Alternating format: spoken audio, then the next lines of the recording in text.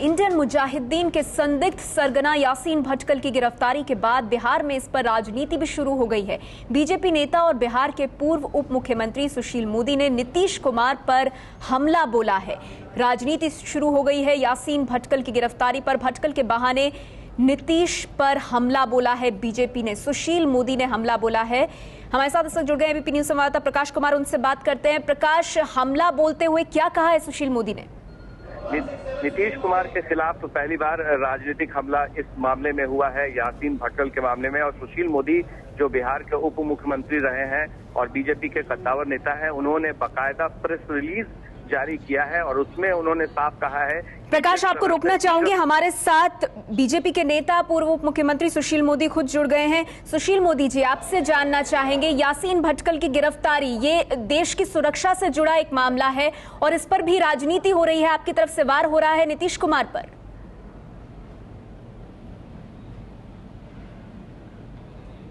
सुशील मोदी जी, आपको आवाज आ रही है हमारी?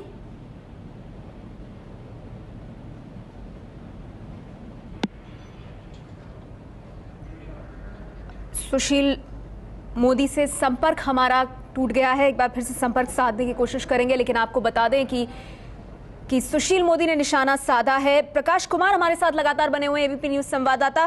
प्रकाश, किन शब्दों में हमला बोला है सुशील मोदी ने नीतीश कुमार पर?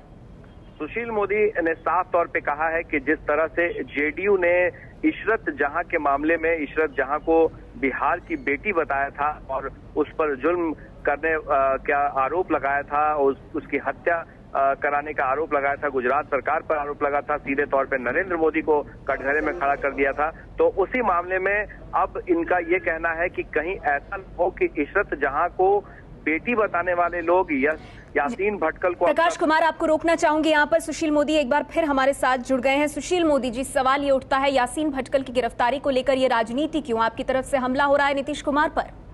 देखिए, पिछले 2 वर्षों में 1.5 दर्जन से ज्यादा ऐसे लोग गिरफ्तार किए गए हैं जिनका आतंकवादी गतिविधियों में से जिनका संबंध था। तो बिहार सरकार सॉफ्ट रही है, आतंकवादियों के प्रति जो रुख रहा वो सॉफ्ट रहा है। और सबसे बड़ी बात है कि भटकल को रिमांड पर लेकर पूछताछ क्यों नहीं किया गया? देश के 2.5 दर्जन राज्य उसको रिमांड पर लेकर पूछताछ करने की तैयारी कर रहे हैं और भटकल बिहार में गिरफ्तार किए गए और उनका ससुराल बिहार में है। दरभंगा में काफी लंबे समय तक भटकल रहे और उनके मॉड्यूल के काफी लोग वहां गिरफ्तार किए गए। उसके बावजूद बिहार सरकार ने उनको रिमांड पर लेकर कोई इंटरोगेट नहीं किया, पूछताछ नहीं किया। ये सबसे चिंता का विषय है। और दूसरी बात यह है कि जो उनके और जिस तरह से इन्होंने इशरत जहां को महिमा मंडित किया पिछले दिनों में, मुझे तो लग रहा है कि कहीं ऐसा ना हो जाए कि नीतीश कुमार और जनता दल यू के लोग ये भी कहना शुरू कर दें कि यासीन भटकल बिहार के दामाद हैं, क्योंकि उनकी शादी जिस लड़की से वो समस्तीपुर की रहने वाली है।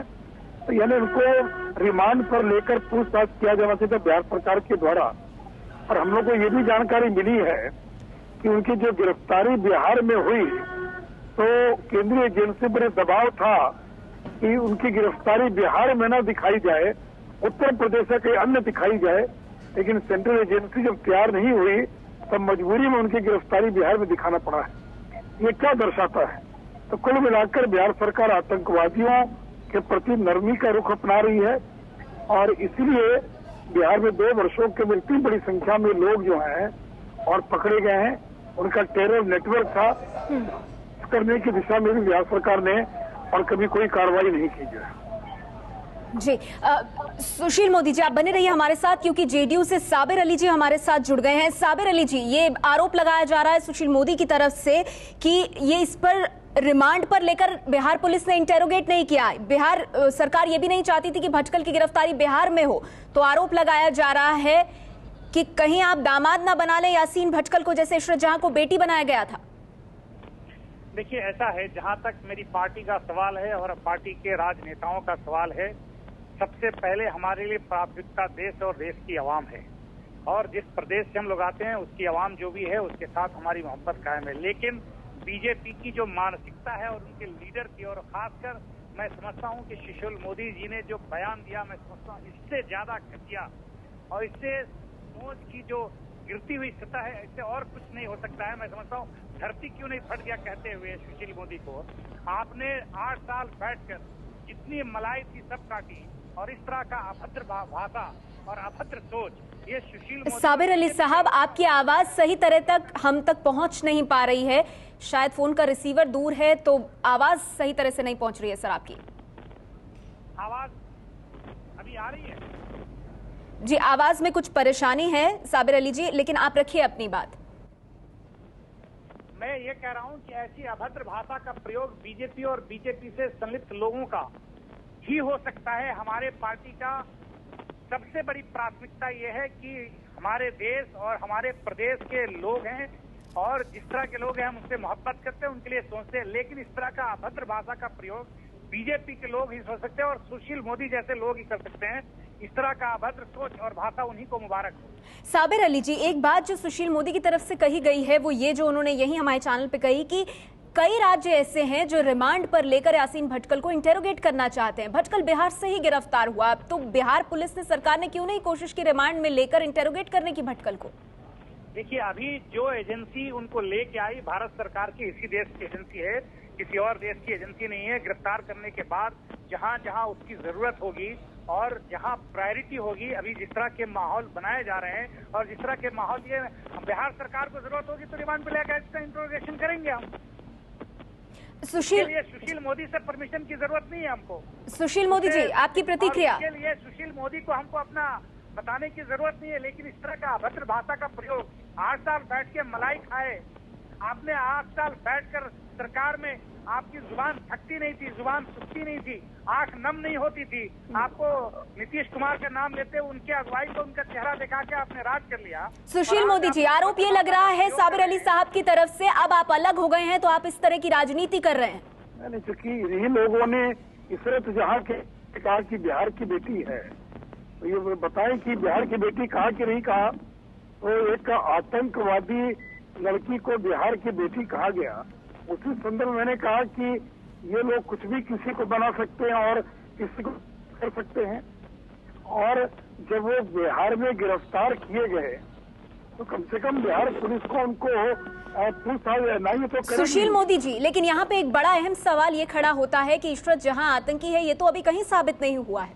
कैसे नहीं साहब, हेडली ने जो अपना बयान दिया, उस हेडली के अपने बयान के अंदर हेडली ने इस बात को जो एफिडेविट फाइल किया सुप्रीम कोर्ट के अंदर, पहले एफिडेविट में आईबी अपने एफिडेविट में कहा कि वो आतंकी संगठन से जुड़ी हुई है। सुशील मोदी जी, मुझे माफ कीजिएगा, मैं आपको यहाँ पे रोक रही हूँ, लेकिन जहाँ तक मुझे स्मरण है सर, बाकायदा पूछा गया था, गृह मंत्रालय ने जानने की कोशिश की थी और फिर ये बात सामने आई थी कि हेडली ने ऐसी कोई बात नहीं कही, क्योंकि दिग्विजय सिंह ने कहा था कि ये चीज सामने आए। ऐसा है कि गृह मंत्रालय में कितना बयान बदल चुके हैं। एफिडेविट जो सुप्रीम कोर्ट में फाइल किया गया उसमें ये कहा गया था कि नहीं कहा गया था, और बाद में उन्होंने दूसरा एफिडेविट में अपने पहले बयान को बदल दिया।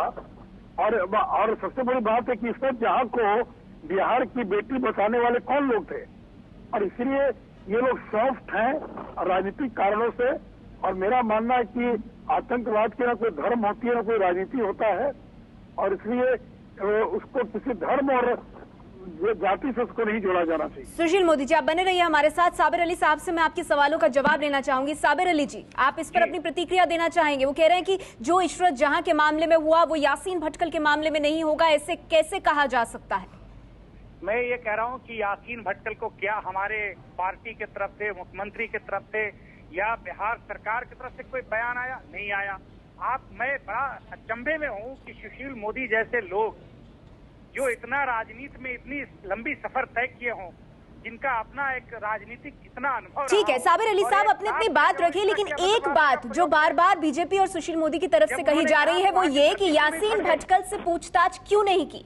आपकी पुलिस ने, आपकी सरकार ने क्यों नहीं पूछताछ की यासीन भटकल से? पूछताछ करने की एनआईए जो भारत सरकार की एजेंसी थी वहाँ मौजूद थी, उसने वहाँ से लिया, फ्लाइट गई, चार्टर्ड फ्लाइट गई, लेके आया इंट्रोगेशन। वो इसी देश के सबसे बड़ी एजेंसी के पास में है, बिहार सरकार की, जहां उसकी जरूरत होगी, जहां जहां कोई घटनाएं घटी होंगी उसमें जहां उसका नाम सम्मिलित आएगा उसको बुला के इंट्रोगेट किया जाएगा। नहीं, लेकिन साबिर अली साहब, सवाल इसलिए उठता है सर, सवाल इसलिए उठता है कि कई राज्य हैं जो अर्जी लेकर जा रहे हैं कि हमें यासीन भटकल से पूछताछ करनी है कई मामलों को लेकर। दरभंगा मॉड्यूल के बारे में भी कई चीजें सामने आती हैं, क्या उसको लेकर पूछताछ नहीं हो सकती थी? सहमत हूं, लेकिन क्या अभी वो जिस एजेंसी के पास है, भारत सरकार की सबसे बड़ी एजेंसी है, वहां से उसको रिमांड पे लेने की हमारे लिए ऐसा तो नहीं कि निकल के चला गया। जब हमारी जरूरत होगी, हमारे सरकार की जो एजेंसियां हैं, जो तहकीकाती एजेंसियां हैं, जहां जहां उसकी ऐसा लगेगा कि संलिप्तता की, जहां भी संदेह जाएगा उसको उठा के, और हमारे यहाँ से भी आएगी एप्लीकेशन जहां जरूरत लगेगी। लेकिन आज ऐसी बात कर देना, मैं समझता हूँ अपने आप में आपत्तिजनक है, घोर निंदा होनी चाहिए। वो भी सुशील मोदी जैसे लोगों के मुंह से तरह का बात निकले, मैं समझता हूँ कि धरती को वहीं फट जाना चाहिए। ठीक है साबिर अली साहब, सुशील मोदी जी, आप दोनों का शुक्रिया इस बात पर अपनी प्रतिक्रिया रखने के लिए।